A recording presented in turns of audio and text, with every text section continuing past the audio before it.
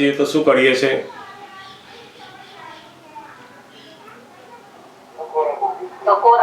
તો એવું હોય, પાકું કરવા માટે ટકોરા મારે છે. જગતમાં જેટલા લોકો ટકોરા મારે ને તે આપણે પાકા થવા માટે, પણ આપણે પેલું ખબર નથી એટલે એ જતું રહે છે એમાંથી બધું. એનો ટકોરો વાગે એટલે આપણે બધી જણ કહો તપાસ કરે છે, તો આપણે તપાસ કરવાની. પાકા થાવ. શુદ્ધાત્મા થઈ ગયા એ ક્યારે ખબર પડે છે? તો કે પેલા શબ્દો બોલે ને ત્યારે જ ખબર પડે. જે ટપાલ તમારી નથી તમે લીધી એ પુરુષાર્થ કાચો પડ્યો ત્યાં. પછી બધી વાણી બહાર નીકળી જાય અને પછી એને ખબર પડે છે કે ઓહો મારે બોલવા જેવું નહોતું, આવું કેમ બોલાઈ જાય છે. કેટલાક પછી એમાં ઊંધું પણ થઈ જાય કે આ તો મારા હાથમાં નથી, પરાધીન છે. તો એ તો આખો પુરુષાર્થનો ભાગ જ ખલાસ થઈ ગયો એનો. જેને એવું સમજાઈ ગયું કે આ પરાધીન છે, મારા હાથમાં નથી, એ તો પુરુષાર્થનો ભાગ ખલાસ થઈ ગયો આખો. એટલે ત્યાં આગળ અંતરવાણી જેટલી ચાલતી હોય ને એ વખતે પોતે તપ કરવાનું છે અને આજ્ઞા મૂકવાની છે કે હું શુદ્ધાત્મા છું, મને કહેતા નથી. અને એ તો એની ટેપ રેકર્ડ વાગે છે. આ ટેપ રેકર્ડ વાગી રહી છે એવું જ્ઞાન તમે જાણ્યું, પણ એનો ઉપયોગ કેટલો કર્યો? તો કે જેટલા વ્યવહારની અંદર તમારી આ જાગૃતિને ગોઠવી તમે ઉપયોગ કર્યો એટલું જ્ઞાન થયું કહેવાય. નહીં તો પેલું જાણેલું જ્ઞાન જ છે ખાલી. એ તો તમારા જીવનમાં તમે એનો ઉપયોગ કર્યો નથી હજુ. એટલે પછી કહે ને કે બધું 10 વર્ષ થયા પણ મારી વાણી તો બદલાતી જ નથી. પછી કેટલાક તો ઊંધું થઈ જાય ને તો કે દાદાએ કહ્યું જ છે કે વાણી તો બદલાય જ નહીં, આપણા હાથમાં જ નથી. એવું નથી. એમનું જે વાત કહેવાની છે એ વાત કેવી છે?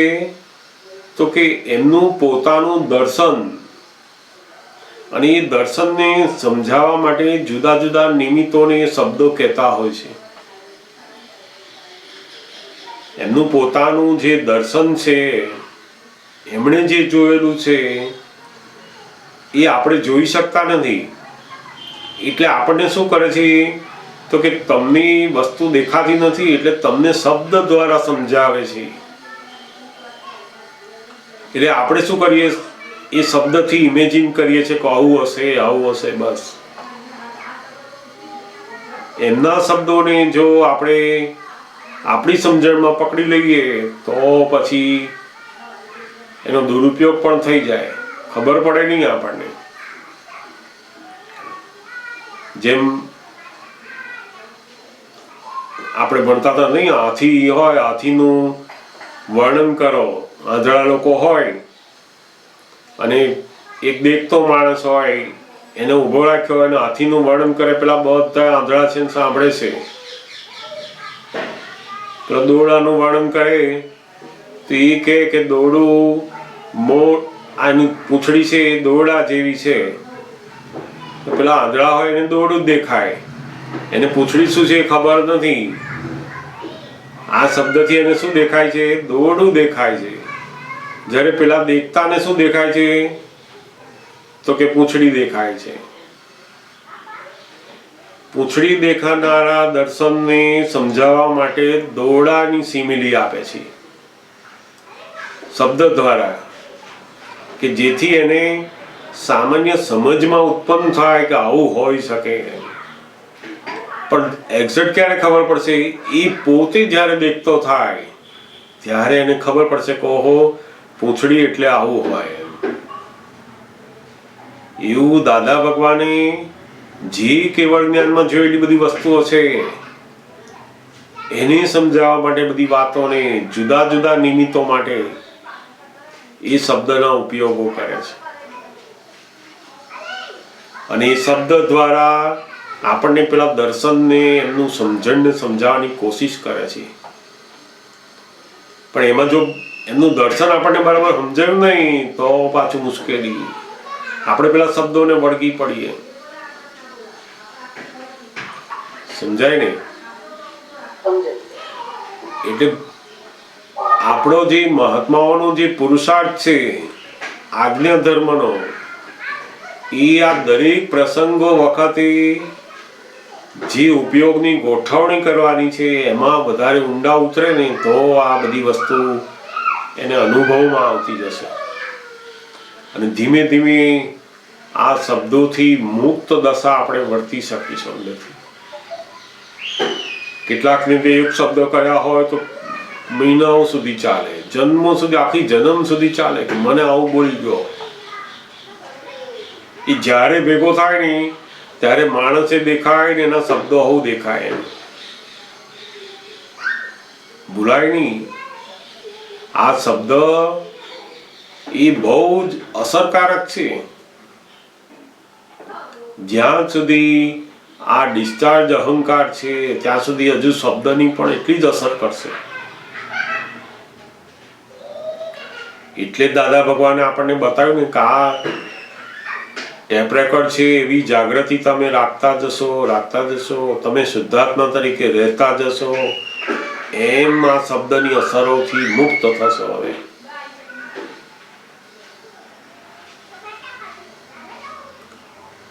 અને જે જગ્યાએ આપણે પણ શબ્દનો ઉપયોગ કરવો પડે છે, ઘણીવાર એવી કોઈ ફાઇલો હોય કે જેને આપણા શબ્દોથી બહુ સમજાતું ના હોય, આપણે વાણી બોલીએ તો એને ઊંધું લાગતું હોય, એવી જગ્યાઓ પર અથવા તો જે ફાઇલો સાથે આપણા ઋણાનુબંધ બહુ જ ગાઢ છે કે જેની સાથે વાણીના બધા મતભેદો થઈ જાય છે, આપણી વાત એને ના સમજાય, એની વાત આપણને ના સમજાય, એવું ચાલ્યા કરતું હોય. આપણી બહુ ઈચ્છા હોય કે આપણે એને સાચી વાત સમજાય તો સારું, એવું બહુ ભાવના હોય, પણ છતાંય એ ફાઇલો સાથે આપણે જ્યારે આવીએ અને આપણી વાણીથી જે શબ્દો નીકળે એ એને ગમે નહીં. એને ત્યાં આગળ દાદા ભગવાને બહુ જ સુંદર આપણને જે આરાધના મૂકી છે ને આ બધી મૂકેલી છે કે આપણે પહેલું શું કરવું જોઈએ તો કે જેની સાથે આપણે વાણીનો જે વ્યવહાર કરવાનો છે ત્યાં આગળ એના શુદ્ધાત્માને પેલી પ્રાર્થના મૂકો કે એની અંદર બેઠેલા હે શુદ્ધાત્મા ભગવાન, મારે જે વાણીથી એને સમજાવવું છે એ એને સમજમાં આવી જાય એવી કૃપા કરો. કે એની અંદર બેઠેલા ભગવાનને એવી પ્રાર્થના કરો. જોડે જોડે દાદા ભગવાને બહુ જ સુંદર આપણને પદ્માવતી દેવીને પણ પ્રાર્થના બતાવી કે હે પદ્માવતી માતાજી, એને સમજાવવા માટેના જે કંઈ મારા અંતરાય હોય એ દૂર કરી આપજો અને આ શબ્દો એને બરાબર સરસ સમજાય એવી કૃપા કરજો. કે અને આપણી અંદર આ ભગવાનને પ્રાર્થના કરવાની કે હે શુદ્ધાત્મા ભગવાન, મને એવી શક્તિ આપો કે મારા જે શબ્દો છે એ એટલા મીઠા નીકળે, એને બિલકુલ વાગે નહીં, એને દુઃખ ના થાય એવા નીકળે એવી કૃપા કરો. કે અને આટલી સહેજ પ્રાર્થના કરીને એની જોડે જો વ્યવહાર કર્યો ને તમે તો આખો વ્યવહાર બદલાઈ જશે. આપણે અંદરના નેગેટિવ ઓપિનિયન સાથે રાખીને વાણીના વ્યવહાર કર્યા છે, અમને સમજ પડશે જ નહીં, મારી વાત તો સમજાતી જ નથી, અને પછી આપણે બોલીએ છીએ ના જ સમજાય. તમે જેટલા અહંકારથી મુક્ત થઈને પોતે પોતાની વાણીને ટેપ રેકોર્ડ જોઈને જ્યારે બોલશો ત્યારે તો આખું જગત એને સ્વીકારશે. તમારો વિરોધી હશે ને એ પણ સ્વીકારશે. પણ એવું ક્યારે બને તો કે જ્યારે આપણે આપણી પોતાની વાણીના માલિક ના રહીએ ત્યારે. એટલે આ બહુ આવી જુદી જુદી પ્રાર્થનાઓ આપી છે આપણને આપણે જ્યારે શબ્દો કોઈ બોલતા હોય ત્યારે કેવા ઉપયોગમાં રહેવું એ આપ્યું છે, એ સમજણ રાખીશું તો આખો ડિસ્ચાર્જ અહંકાર ખાલી થશે. નહીં તો આજે ડિસ્ચાર્જ અહંકાર ખાલી નહીં થાય ત્યાં સુધી આ વર્તન વાણી બધું ફેરફાર થવાનો ભાગ બાકી રહેશે. એટલો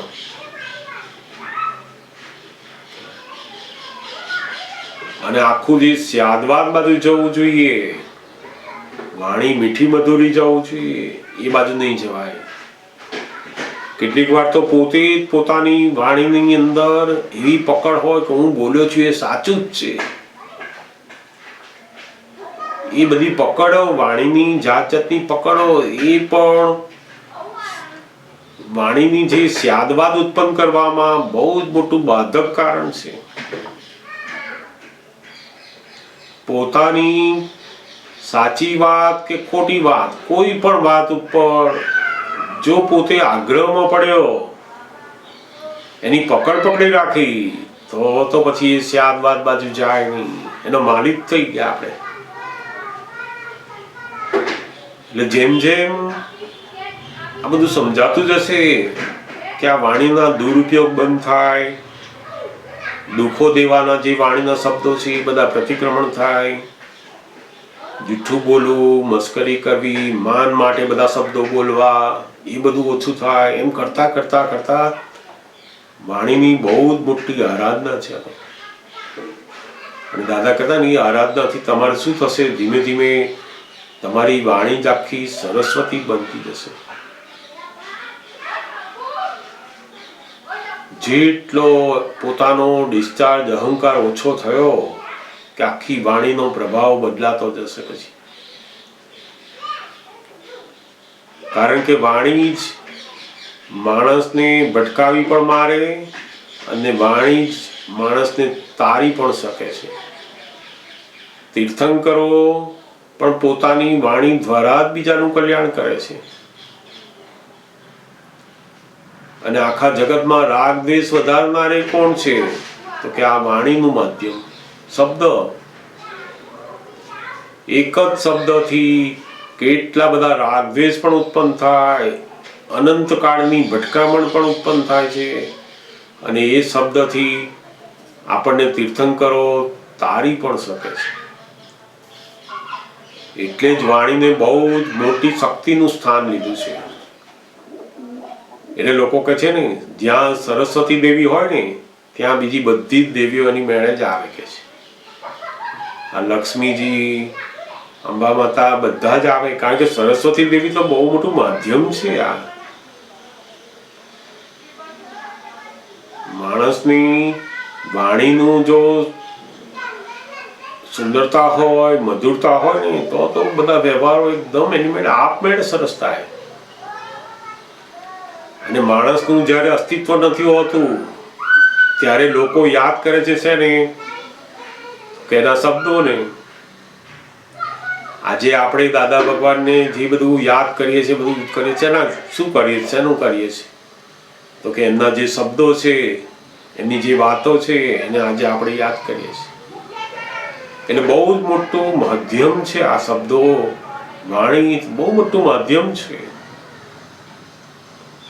એટલે આપણી ઉપયોગની જાગૃતિ જેમ હવે વધતી જશે એમ આ ડિસ્ચાર્જ અહંકાર ઓછો થતો જશે. અમારા લોકોને એકવાર બહુ જ સુંદર એક દાદા ભગવાન સાથેનો પ્રસંગ છે. દાદા ભગવાનની હાજરીમાં આપતા પુત્રો જુદા જુદા નાના નાના ગામડાઓમાંથી શિબિર કરતા. શનિ રવિ આવે એટલે શનિવારે સાંજે અને રવિવારે એમ કરીને 3 ગામની અંદર આપતા પુત્રો જે લોકો ફ્રી હોય 8 જણા, 10 જણા, 5 જણા ભેગા થઈ અને કોઈ એક ગામમાં જવાનું. એ ગામમાં લોકોને દાદા ભગવાનના થોડા પુસ્તકો આપવાના, કોઈ મંદિરો ત્યાં બધાને ભેગા કરી સત્સંગની વાતો કરવાની, એમની જોડે 2-3 કલાક એવો પ્રોગ્રામ કરવાનો. જે લોકો દાદા ભગવાન વિશે, આપતા પુત્રો વિશે કશું જ જાણતા નથી. એકદમ એવા અનનોન જગ્યાઓની અંદર જવાનું જ્યાં કોઈ સગવડ ના હોય એવી જગ્યાઓમાં.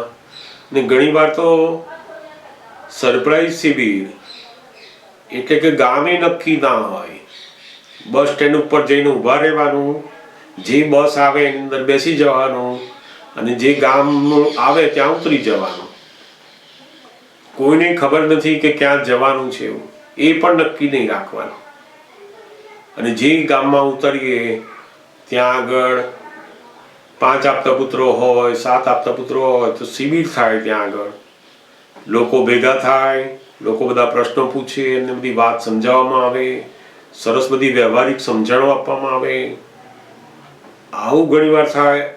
કોઈ ગામોમાં એવું પણ બને કે જ્યાં એવા બુદ્ધિશાળી માણસો પણ હોય, કોઈ બીજા ધર્મના લોકો પણ હોય. એમને એવું લાગે કે આ ધર્મને આપણી અંદર બેસાડવા માટે આવેલા છે, એટલે એમનો બહુ વિરોધ ચાલે. અને એની અંદર ઘણીવાર દાદા ભગવાનની કોઈ વાત સમજાવતી વખતે અમારી અંદર બહુ જ મોટો એક આગ્રહ અંદર આવી જતો. આપણી અંદર આગ્રહ હોય ને કે દાદા ભગવાનની વાત એટલે એકદમ સાચી વાત છે, અને લોકો કેમ કરી ના સમજે, કેમ બહુ જ અંદર હોય એવું. એટલે એ પણ આગ્રહ અંદર ભરાઈ જતો અને એ વાણી રૂપે લોકોની અંદર જતો. તો લોકોને શું થાય, બહુ દુઃખ થાય ઘણી વાર. તો એમાં ઘણી વાર પ્રશ્નોત્તરી હોય, જવાબની અંદર એકદમ કહેવાય ને કે બે વિવાદ ઊભા થઈ જાય આમ. એટલે પછી ઘણી વાર શું થાય, એક આપતા પુત્ર સમજાવતો હોય, પછી બીજાને થાય કે આને બરાબર નથી ફાવતું, આ બરાબર ના કહ્યું કહેવાય, આમ કહેવાનું, એટલે બીજો બોલે, ત્રીજો બોલે, એવું ચાલ્યા કરે બધું. તે 4 આપતા પુત્રો એને સમજાવવા જાય અને પેલા ગામના 5-10 જણ એવા ઊભા થયા હોય, એટલે વાદ વિવાદ ચાલ્યા જ કરે. હવે આ જે કંઈ પણ બધું બનતું, એ શિબિર કર્યા પછી જ્યારે દાદા ભગવાન પાસે આવીએ ત્યારે દાદા ભગવાને એવું ગોઠવેલું કે એક આપતા પુત્ર એમની પાસે બેસે અને શિબિરમાં ગયા ત્યાંથી કે છેક એન્ડ સુધીની દરેક બાબતો એણે 1 by 1 દાદા ભગવાનને કહેવાની. આ જગ્યાએથી આટલા જણ ગયા, બસમાં આટલા હતા, આટલી ટિકિટ હતી, આ ગામમાં ઉતર્યા, એ ગામમાં આટલા ફર્યા, કેટલા માણસો આવ્યા, કેવા માણસો હતા, શું શું પૂછ્યું, બધી દરેક બાબત એમને કહેવાની. એટલે દાદા ભગવાન જુએ કે આ બધા પ્રશ્નો પૂછે છે અને જે જવાબ આપીએ એમાં બધું પૂછે, કોણે જવાબ આપ્યા, શું આપ્યા, બધું પૂછે. પછી કોઈક વખત એમનું પોતાનું જે દર્શન છે ને એ અમને સમજાવે કે જ્યારે આવું માણસ પૂછતો હોય ને ત્યારે એને આવો જવાબ આપવો, એમ એને આ સમજવું હોય છે. એમાં કઈ બાબતો આ જગતને આપવા જેવી છે એ બધું એમનું દર્શન અમને મળ્યા કરતું. બરાબર એક વખતે અમારામાંથી બધાને એવો પ્રશ્ન થઈ ગયો કે અમે 10 જણ હોઈએ તો સત્સંગ કરવા માટે કોને બેસાડવો, અમારે કોણ નક્કી કરે એવું કે 10 આપતા પુત્રો છે, કોને બેસાડવો એમાં. એટલે એ પ્રશ્ન અમે દાદા ભગવાન પાસે મૂક્યો કે અમારે સત્સંગ માટે કોને બેસાડવા. એ વખતે દાદા અમને એમ કે દાદા ભગવાન કહેશે કે ભાઈ આ આપતા પુત્રને બેસાડો કે ફલાણાને બેસાડો. દાદા ભગવાન એવું કશું બોલ્યા નહીં. દાદા ભગવાન એક જ સેન્ટેન્સ બોલ્યા કે જેનો ડિસ્ચાર્જ અહંકાર ઓછો હોય એને બેસાડવો કે છે. જોયું દાદા ભગવાનનું દર્શન કેવું છે, એકદમ સ્યાદવાદ દર્શન. આપણે શું કરીએ, આનું સારું ખોટું, આ સારું, આવું કરવાનું, આમ નહીં, કશું જ નહીં. કોઈ પણ રાગ નહીં, દ્વેષ નહીં, કશું નહીં. અને જેમ છે તેમ કહેવાનું પાછું. બંને વસ્તુ આવી જોઈએ. જેમ છે તેમ ખબર પણ પડવી જોઈએ અને રાગ દ્વેષ પણ ના થવા જોઈએ. કોઈની પણ માન્યતા તૂટે નહીં અને વિતરાગની વાત જેમ છે તેમ જગતને આપે છે. સ્યાદવાદ. એટલે એ વખતે એમણે કહ્યું કે જેનો ડિસ્ચાર્જ અહંકાર ઓછો હોય એને બેસાડવું. ત્યારે ખબર પડી કે આ ડિસ્ચાર્જ અહંકાર એટલે શું, એને ઓછો કરવાનું શું, બધું પછી ખબર પડવા પડી એમની. અને એ પુરુષાર્થ ધીમે ધીમે શરૂ થયો. એટલે આપણને પણ વ્યવહારમાં જેમ 5 જણ બેઠા હોય ને ઘરમાં, તો જેનો અહંકાર પેલો ઉછળતો ને એ પહેલો બોલી ઉઠે, આમ નહીં, આમ કરજો, આમ કરજો, આમ. બીજા 4 ઓછા અહંકાર વાળા બેસી જ રહ્યા હોય, કરવાનું અમારે છે ને કે છોન બોલે, પણ પેલો બોલ્યા વગર રહે નહીં. કારણ કે એને કોણ બોલાવડાવે છે? એનો જે પેલો અહંકાર છે ને એ એને શબ્દમાં લાવી દે છે. એટલે આજે બિલકુલ જાગૃતિ વગરના જે શબ્દો છે ને એ ફટાફટ નીકળ્યા કરે બધાને. જાગૃતિ વાળા શબ્દો તો બહુ એનું દર્શન હોય એની પાછળ. એ કઈ એવું આડેધડ બોલે જ જાય એવું ના હોય એમાં. ખ્યાલ? એટલે આપણને આ બહુ જ મોટી હવે સાધના અહીં શરૂ થાય છે આજ્ઞાની, કે આપણે પોતે શુદ્ધાત્મા અને આ વાણી ટેપ રેકોર્ડર છે. જ્યારે જ્યારે શબ્દ સાંભળવામાં આવે, બોલવામાં આવે ને ત્યારે આપણે આ ઉપયોગ મૂકીશું તો પેલી અસરોમાંથી મુક્ત થઈશું. એ પરિણામ છે આપણું. સમજાયું ને? પૂછજો, બીજી પણ વાતો પૂછજો. જે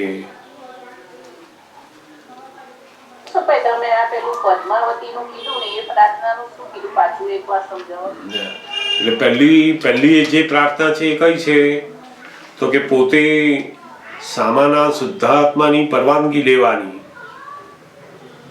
પહેલી પ્રાર્થના કઈ છે? તો કે સામે જે ફાઇલ છે એની અંદર શુદ્ધાત્મા જુઓ અને એ શુદ્ધાત્માને પ્રાર્થના કરો કે હે શુદ્ધાત્મા ભગવાન, અથવા તો હે દાદા ભગવાન, એના મનનું સમાધાન થાય એવી મારી વાણી નીકળે. આપણે સામેના શુદ્ધાત્માને પ્રાર્થના કરીએ અને પાછી જોડે કહીએ છીએ કે એને આ શબ્દો સમજાય એવી કૃપા કરજો ભગવાન કહીએ. બીજો નંબર જે છે પદ્માવતી દેવીનો, કે હે પદ્માવતી દેવી, એમની અંદર બેઠેલા ભગવાનને હું પ્રાર્થના કરું છું અને હે પદ્માવતી દેવી, એમને સમાધાન થાય એવી વાણી બોલવાની મને શક્તિ આપો.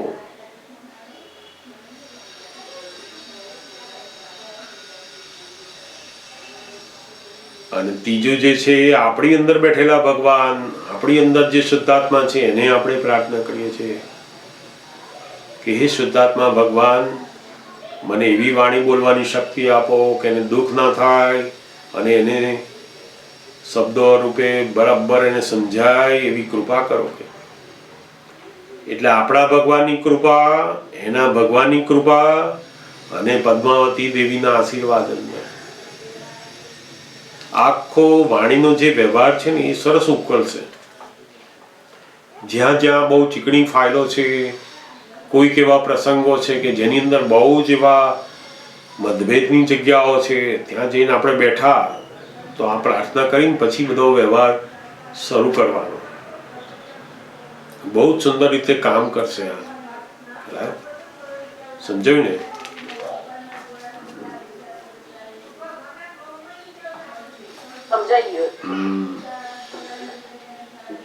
દાદા ભગવાનનું જે આખા શબ્દ સ્વરૂપે બધું છે એ એમની અંદર આખું દર્શન છે. અંદર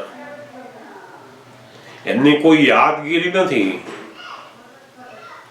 એમને કોઈ વાંચેલું યાદ રહેલું એવું એમને યાદગીરી જ નથી. એમને તો કોઈ આજે પ્રશ્ન પૂછ્યો એનો જવાબ એ ભૂલી ગયા હોય તો પછી એમને કંઈ યાદ ના હોય એ બધું. એ કહેતા ને અમને તો એક સેકન્ડ પણ આ જગતની કોઈ વસ્તુ અમને યાદ હોય નહીં. અમને આજે તારીખ શું થઈ છે એ યાદ ના હોય, વાર શું છે એ યાદ ના હોય. અમે જ્યારે એ મુખ્ય ઉપયોગ ત્યારે અમને ખબર પડે કે છે એટલી આ યાદગીરી એ પેલા રાગ દ્વેષના કારણે છે કે છે. અમારે તો એવી મેમરી હોય જ નહીં, રાગ દ્વેષ જ નથી. એટલે અમને તો કોઈ પૂછે એટલે એ વસ્તુ દેખાય અમારા દર્શનમાં ને એને સમજાવવા માટે અમારા શબ્દો નીકળ્યા કરે. એટલે એ કહેતા ને કે અમે આ જોઈને બોલીએ છીએ. જોઈને બોલવું એટલે શું? તો કે પેલો ડિસ્ચાર્જ અહંકાર સંપૂર્ણ ખલાસ થવો ત્યારે પેલું દર્શનમાં આવે નહીં, અને પછી એ જોઈને બોલી શકે છે. ખરેખર જે લોકો જોઈ શકતા હતા એ બોલવા જ રહ્યા નહોતા. જેટલા તીર્થંકરો થયા ને બધું એક્ઝેક્ટ જોઈ શક્યા ત્યારે એમને બોલવાનું રહ્યું નહીં કશું. અને જે લોકો બધા સમજાય બોલ બોલ કરે છે એ કશું દેખતા જ નથી. તો કામ ક્યારે લાગે? તો કે જેને દેખાતું પણ હોય અને બોલતો પણ હોય. એટલે આ દાદા ભગવાનની જે દશા છે કેવી છે? તો કે એમને કેવળ જ્ઞાનનું બધું પૂરેપૂરું દેખાય છે અને જોડે જોડે બોલી રહ્યા છે. એટલે કહેતા હું જોઈને બોલું છું, જોઉં છું કરો અને એ જ શબ્દો બોલું છું તમને. એટલે કહેતા મારે એક એક શબ્દની 20 વર્ષ પછી પણ કોઈ પૂછે કે આ શબ્દની તમે બોલ્યા હતા, હું એનું એક્સપ્લેનેશન આપવા તૈયાર છું કે છે. 25 વર્ષ સુધીથી જે વાણી બધા સાંભળ કરતા હોય ને કોઈ વાણીની અંદર એમનો વિરોધાભાસ જોવા ના મળે. કાજે આવું કહેતા તો કાલે આવું કહે છે, એવું ના હોય. એમનામાં એક જ હોય, એના શબ્દો જુદા જુદા હોય પણ એમનો જે સિદ્ધાંત છે અંદર, એનું જે દર્શન છે એક જ કહેવા માંગતા હોય. એટલે બહુ મોટી વસ્તુ છે કે દાદા ભગવાન ની જે પ્રત્યક્ષ સરસ્વતી છે, એમની જે વાણી છે, એમની આરાધના કરવી એ પણ બહુ મોટી આ વાણીની આરાધના છે. દાદા ભગવાનની આપતા વાણી વાંચવી, એને સમજવું અને એને પણ પ્રાર્થના કરવી કે હે દાદા ભગવાન, આપ શ્રીની આપતા વાણી મને જેમ છે તેમ સમજાય એવી કૃપા કરો. પછી વાંચવી, કારણ કે આપણને તો આપણી સમજણ સમજાશે પાછું. એના કરતા આપણે પ્રાર્થના કરીને વાંચવી, એટલે એ જે સમજાવવા માંગે છે ને એ સમજાશે એની મેળે. પછી આપતા વાણીનું આરાધન કરવું પોતાના આજ્ઞાના પુરુષાર્થ માટે, એ પણ બહુ મોટી આ વાણીની આરાધના જ છે. સરસ્વતી દેવીની આરાધના છે. આ રોજ જે એક પાનું વાંચીને આપણે સુઈ જઈએ, એવું જેમ જેમ ગોઠવાતું જાય ને એમ બહુ સુંદર થતું જાય. અને જેને સમય છે એને તો બહુ મોટું, દાદા કહે ને એનો તો રોજ અભ્યાસ કરો, એની અંદર ઉતરો, ઊંડા ઉતરો કે ઓહો દાદા ભગવાન શું કહેવા માંગે છે. આ બધું જેમ જેમ આપણી જાગૃતિ વધતી જશે એમ પેલી વાણીનો વ્યવહાર, વર્તનનો વ્યવહાર બધું આપમેળે બદલાશે. એ રિઝલ્ટ છે એનું. આપણે એના કારણો બદલીશું તો પેલું બહારનું તો આપમેળે બદલાશે. આપણે બહારનું બદલવાનું નથી, મૂળ એના કારણો બદલવાના છે. 9 કલમ આપી છે એની કલમ બોલ બોલ કરીએ, બહુ સરસ થતું જાય. સમજાયું ને?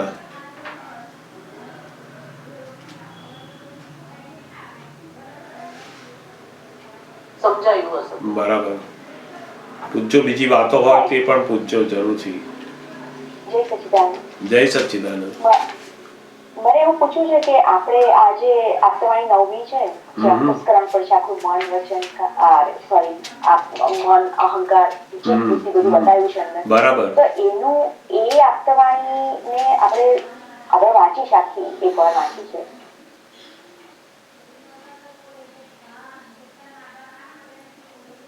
તમારો અવાજ બંધ થઈ ગયો લાગે છે. સોરી, એટલે મારું એ પૂછવાનું છે કે આપણે આગળ એકવાર આપતાવાણી તો વાંચી છે, બધી વાંચી છે, બરાબર, છતાં પણ હવે પાછું એક વખત આ સ્ટેજ આપણે એને સ્ટડીમાં લેવાનું બહુ જરૂરી છે, ફરી એકવાર. હા, જરૂર. આપતાવાણી તો પોતે પોતાના અભ્યાસ માટે, પોતાની જાગૃતિ વધારવા માટે, પોતાની આજ્ઞાનો ઉપયોગ વધે એના માટે એને વારંવાર એને વાંચવી જોઈએ.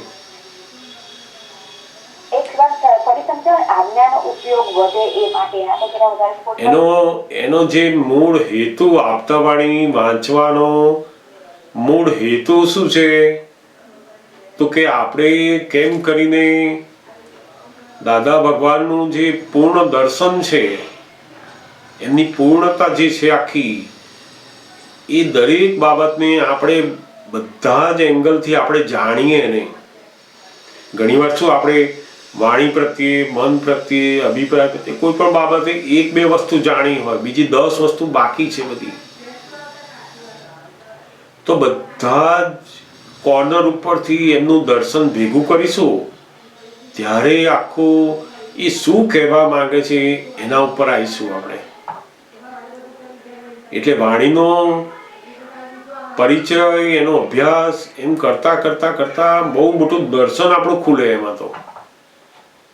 પણ એની પાછળનો હેતુ શું હોવો જોઈએ, તો કે કેવળ પોતાની આજ્ઞાની જાગૃતિ વધારવા માટે જ. જો એ વાંચતા શબ્દો બધા સ્થિર થઈ ગયા અને એ શબ્દની અંદર ઊંડા ઉતરી ગયા અને એ શબ્દો જો આપણાથી બહાર નીકળવા માંડ્યા તો પછી ઊંધું થઈ જશે પાછું.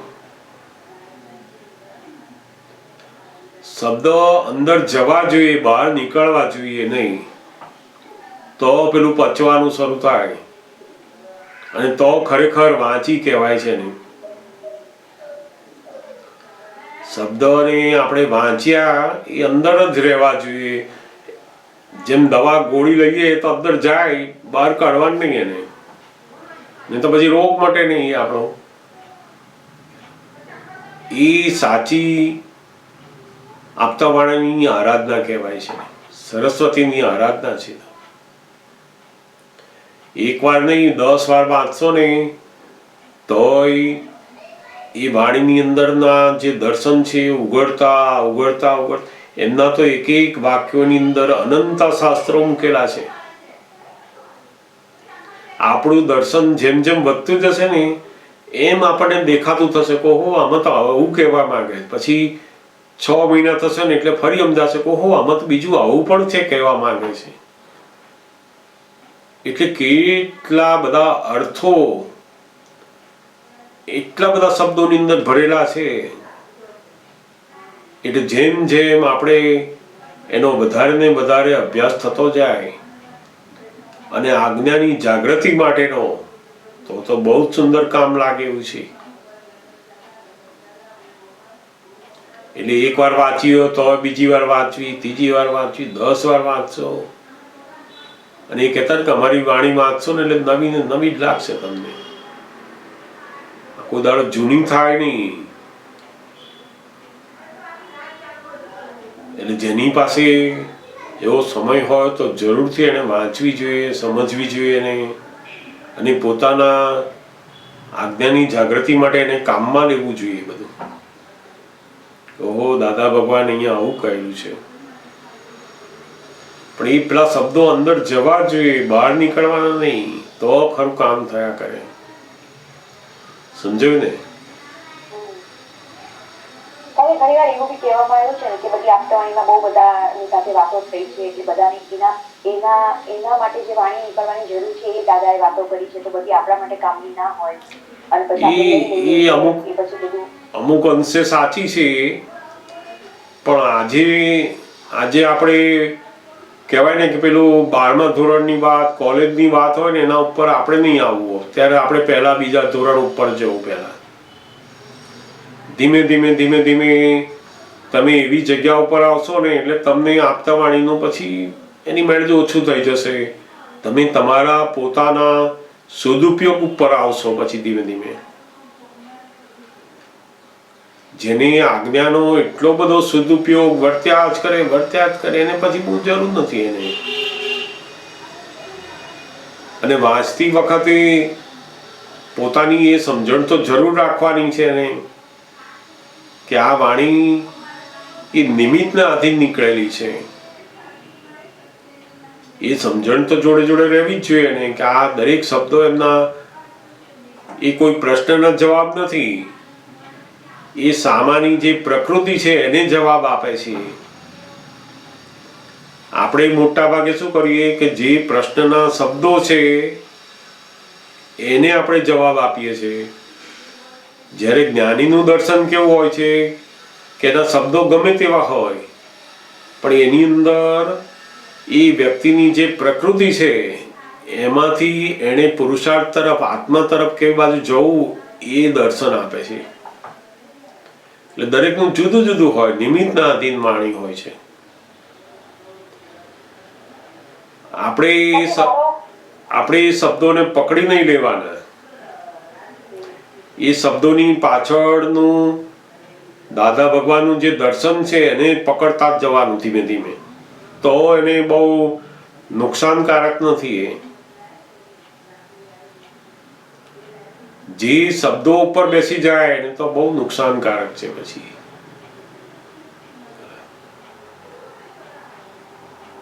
એટલે એમણે કહ્યું છે કે આ વાણી તમે ચશ્મા વગર વાંચશો તો ઊંધું થઈ જશે. શબ્દોથી નહીં, જેમ મહાવીર ભગવાનના શબ્દો, કૃષ્ણ ભગવાનના શબ્દો, આજે લોકો શ્રીમદ રાજચંદ્રના શબ્દો બધા શાસ્ત્રો વાંચ્યા જ છે લોકોએ. પણ એ કેવી રીતે વંચાયા તો કે પોતાની દ્રષ્ટિથી એને વાંચ્યા છે. એટલે એના એ જ શાસ્ત્રો એ કેવા થઈ ગયા તો કે મિથ્યાત્વની અંદર વધારો કરે એવા થઈ ગયા, અહંકારમાં વધારો કરે એવા થઈ ગયા. મહાવીરના શાસ્ત્રો, કૃષ્ણ ભગવાનની જ ગીતા એ આપણને મદદરૂપ થાય. તે પણ આપણી પેલી દ્રષ્ટિ સરસ હોય તો. આપણી દ્રષ્ટિ બરાબર ના હોય પાકી થયેલી અને આપણે આપતા વાણીને બહુ પકડી રાખીએ તો એમાં આપણું બહુ કલ્યાણ થાય નહીં. એટલે સૌથી વધારે કલ્યાણ કરનારું કેવું છે તો કે જેની જ્ઞાનીનું દર્શન, એ દર્શન એને પણ આવેલું છે, એને આપણે પ્રત્યક્ષ મળીએ, એમને પૂછીએ, એ વાણી સૌથી વધારે આપણને કામ લાગે એવી છે. બાકીનો જે સમય છે એમાં પછી પેલું જાણવા માટે છે એ બધી. એટલે એવું થાય છે ને અશોકભાઈ, હવે કે આપતાવાણી પહેલા કેવું હતું કે આપતાવાણી બધી આમ આકર્ષણ, એટલું આકર્ષણ થાય કે આપતાવાણી છૂટતી નહોતી. આજથી 4-5 વર્ષ પહેલાની વાત કરું તો. અને હવે કેવું થાય છે કે આપતાવાણી તરફ આમ વાંચવાની કાઢીએ ને પણ કંઈ બહુ ઇન્ટરેસ્ટ આવતો નથી એવું લાગે. અને બધું શુદ્ધ ઉપયોગ તરફ હવે આપણું ધ્યાન રહે. કેવી રીતે આપણું એટલે ધીમે ધીમે તમે આજ્ઞા ઉપર આવતા જાઓ એમ પછી એ સાધન ઓછું થતું જશે. એટલે કશું વાંધો નથી ને નહીં વાંચીએ તો. બિલકુલ વાંધો નથી. જેને આજ્ઞા ધર્મની જાગૃતિ વધી ગઈ અથવા એના પુરુષાર્થ ઉપર આવ્યો એને તો પોતાની અંદરથી જ આ બધી વાણી નીકળશે. પછી આપતા વાણી નહીં વાંચી હોય તોય વાંધો નહીં. એને એ કઈ ફરજિયાત નથી. અથવા તો એ વાંચીએ તો જ આપણો પુરુષાર્થ ઉત્પન્ન થાય એવું નથી. બરાબર. અને એક બીજો સવાલ પૂછું? હા જરૂર. કે આપણને કોઈ બહુ નજીકની ફાઇલોમાં કોઈ એકાદ વ્યક્તિ સાથે આપણે એવું બહુ રહેતું હોય કે એની સાથે મતભેદ જ રહે, કારણ કે એ આપણી વાતને આખો એનું દ્રષ્ટિબિંદુ આખું જુદું છે. બરાબર.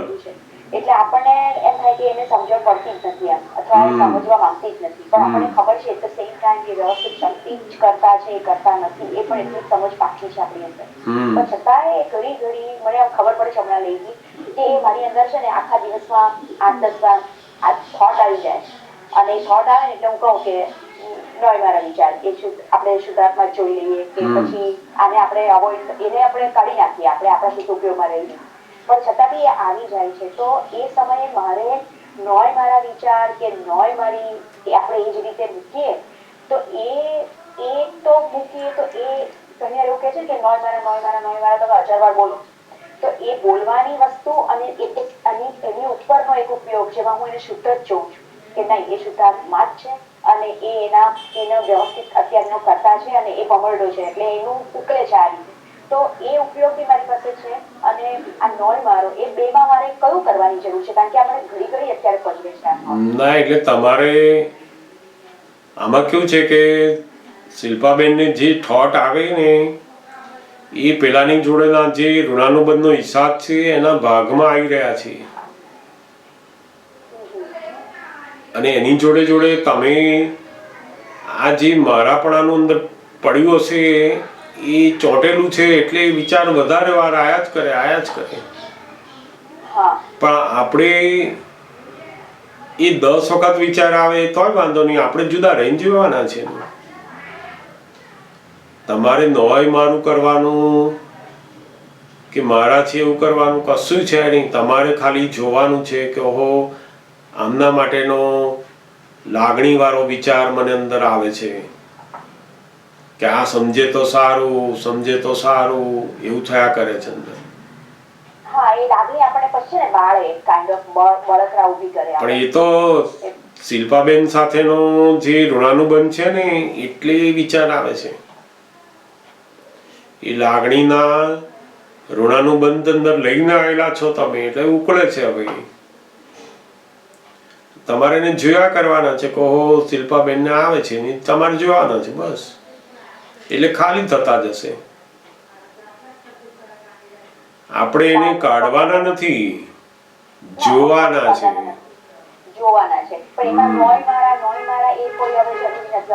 નોય મારા તો જેને બહુ ચોટી પડ્યા હોય, બહુ ઊંડા ઉતરી ગયા હોય કે જેને ખબર જ ના પડતી હોય ત્યાં કરવાનું છે. આ તો તમને ખબર પડે છે કે આમના માટે આવા વિચાર આવે છે, એ બધું ખબર પડે છે. આપણે એને જુદા રહીને જોયા કરવાને કહો આજે ઋણાનુબંધ પૂર્વે આની જોડે આવા બાંધેલા લાગે છે કે આના માટેનું મને બહુ જ અંદર લાગણીઓ વાળા વિચાર છે કે આ સમજે તો સારું, આ એમનું બગડે નહીં, આમનું આમ સારું થાય, એ બધું ભરીને લાયા છે. તો એ નીકળતું હોય અંદર મનની અંદર તો આપણે એને જુદા રહીને જોયા કરવાનું છે. એને કશું જ કરવાનું નહીં. એને જુદા રહીને તમે જોશો એમ ખાલી થતા જ જશે. પહેલા કલાકે વિચાર આવતા હોય ને પછી 2 કલાકે એકવાર આવે, 4 કલાકે, આખા દિવસમાં એકવાર આવશે, એમ ખાલી થઈ જશે બધું. ના તો કેવું છે, આપણે પોતાના કામમાં ઊંડા ઉતર્યા ને તો મન પછી બીજામાં બહુ ઊંડું રહે, ટાઈમ જ ના રહે ને. મેઇન વસ્તુ શું છે દાદા કે તમે તમારા મનને તમારું પોતાનું કામ આપી દો. બધું જેમ જેમ તમને તમારું બધું જાગૃતિ વધશે ને, કહો મારું શુદ્ધાત્માનું શું, મારું કેવળ જ્ઞાનનું શું, મારી આજ્ઞાનું શું, મારું આ વસ્તુ જોવાનું શું, જેવા પોતાના કામમાં ઊંડા પડ્યા મન ને બધું, પછી બધું એની મેળે જ ખલાસ થઈ જશે. અને છતાંય પણ જો મનની અંદર કોઈના પણ પ્રત્યેનો આવો જે ભાવ અંદર ઉત્પન્ન થાય, વિચાર ઉત્પન્ન થાય ને આપણે જુદા રહીને જોયા કરવાનું છે. આપણે બોલવાનું નથી કે નોય મારે, તો નોય મારા જ છે. એ તો બહુ જેને મારા છે એવું માનીને ચોંટી પડ્યા હોય ત્યાં કરવાનું છે.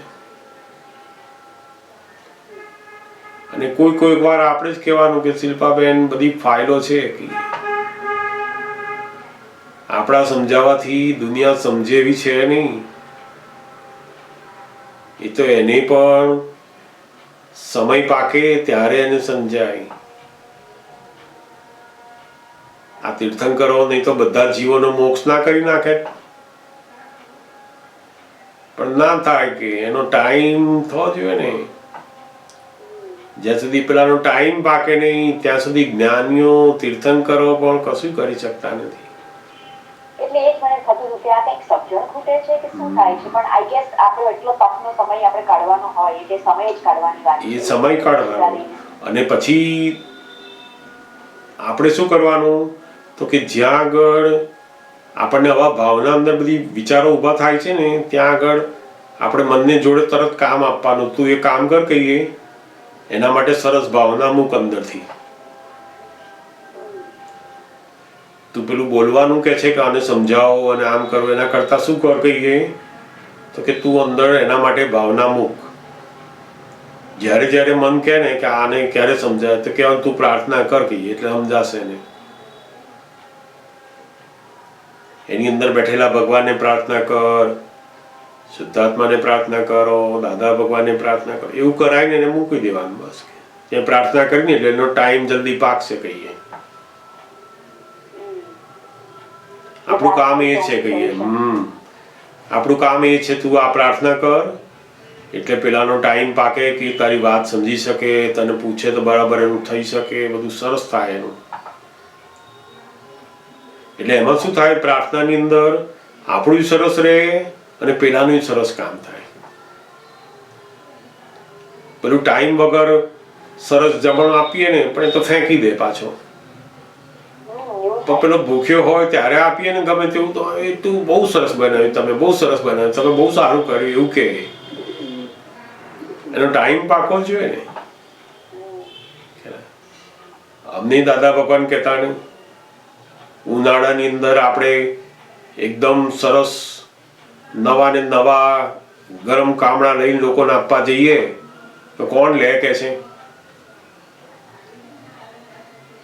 કોઈ ના લે કે છે. તમે લોકો એવું કરો છો કે છે. અમને લોકોને કહેતા ને અમે અમને બહુ હોય કે દાદાની વાત જલ્દી લોકો સમજી જાય, આમ એકદમ દાદાની કઈ જ્ઞાન લેવા આવી જાય, એમની હાજરીની વાત હતો કે દાદા પાસે આવીને જ્ઞાન લઈ જાય લોકો. એટલે દાદા પછી શીખવાડ્યા કે આ તમે લોકો ગરમ ગરમ કામડા એકદમ નવા નક્કો લઈને જાઓ છો કે છે, મફત આપો છો લોકોને, પણ ગરમી એટલી બધી છે કે લોકોને જરૂર જ નથી અત્યારે. એ તો મન કે ઠંડી પડવા દો પછી એ લોકો લેવા આવશે કે છે.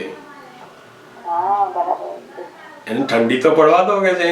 એવી ઠંડી પડશે ને સાહેબ આપણે કઈક જરાક જૂનો છે કાણા વાળો, અરે એ ચાલશે સાહેબ લાવો ને કે છે, એ લઈ જશે પછી કે છે. એટલે પછી ધીરજ એ આ સમજાવે ને પછી ધીરજતા આવતી જાય આપણી અંદર. એટલે ધીમે ધીમે આવી ધીરજતા આવતી જશે. પેલી પ્રાર્થના કરવાનું અને આપણે શુદ્ધાત્મા રહીને જોયા કરવાનું કે ઓહો આ લાગણીના હિસાબો અહીંયા નીકળ્યા કરે છે આમની જોડે.